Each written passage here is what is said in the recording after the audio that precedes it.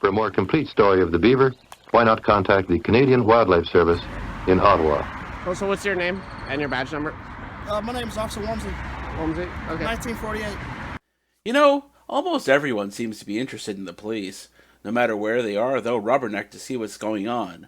Why are they talking to that guy? Is he going to get arrested? And I'm no different. When I came across this video posted by a Christian preacher, I was instantly hooked. Okay. So will you allow me to speak now? Yeah, go ahead. All right, so basically what I was saying earlier, we had somebody that was offended by the gestures you're making, and that's our job, is to make sure that that doesn't happen, because these are students that's walking in this mall, like right here. I know you're not on campus, but you're right on campus offending students on the campus. So the job here is to write you up as a citation, disorderly conduct, for offending someone.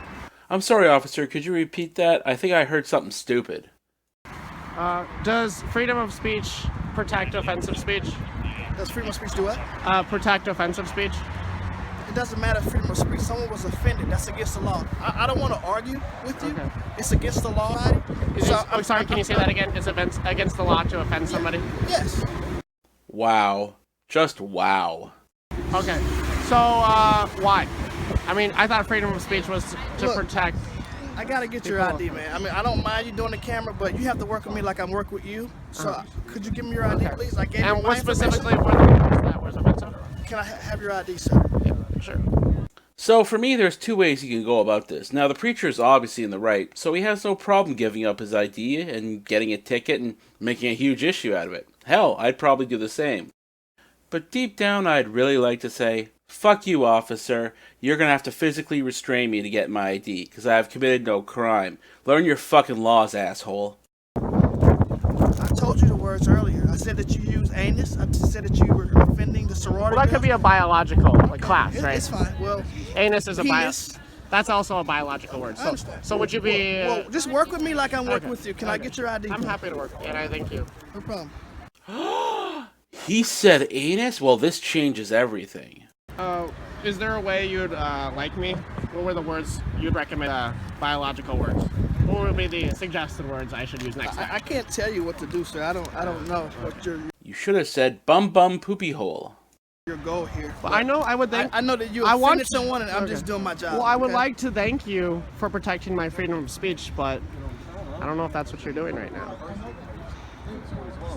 But you know, I wish I could thank you for protecting my freedom of speech. But see, like for example, in Canada they have hate speech laws.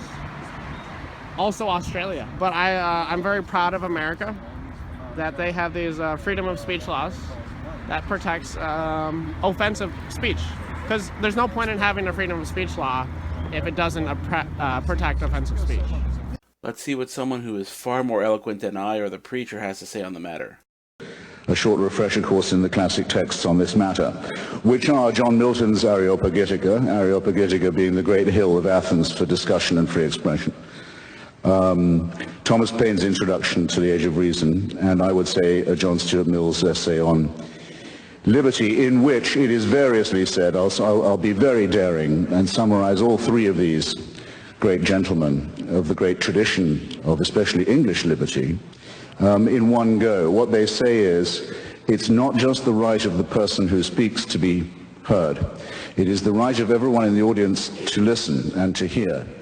And every time you silence somebody, you make yourself a prisoner of your own action because you deny yourself the right to hear something. In other words, your own right to hear and be exposed is as much involved in all these cases as is the right of the other to voice his or her view. Indeed, as John Stuart Mill said, if all in society were agreed on the truth and beauty and value of one proposition, all except one person, it would be most important, in fact it would become even more important, that that one heretic be heard, because we would still benefit from his perhaps outrageous or appalling view. In more modern times this has been put, I think, best by a personal heroine of mine, Rosa Luxemburg, who said that the freedom of speech is meaningless unless it means the freedom of the person who thinks differently. You're absolutely right, but when you offend somebody else, then it's our job to do something about it, and that's why I'm here trying to tell you what you should do, so you can offending somebody which Oh. is against the law. Okay? I can go to jail for offending someone? You can go to jail for offending someone, disorderly conduct. That's against the law. Okay.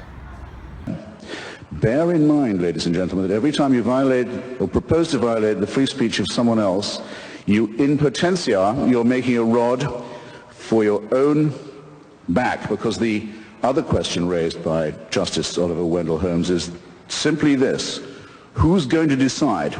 To whom do you award the right to decide which speech is harmful, or who is the harmful speaker, or to determine in advance what are the harmful consequences going to be that we know enough about in advance to prevent?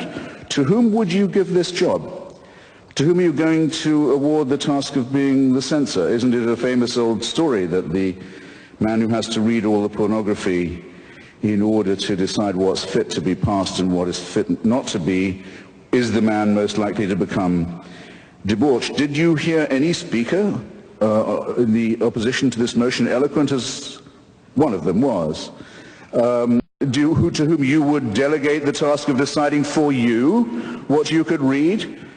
To whom you would give the job of deciding for you, relieve you of the responsibility of hearing what you might have to hear?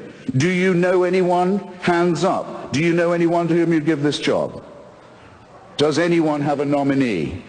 You mean there's no one in Canada good enough to decide what I can read or hear?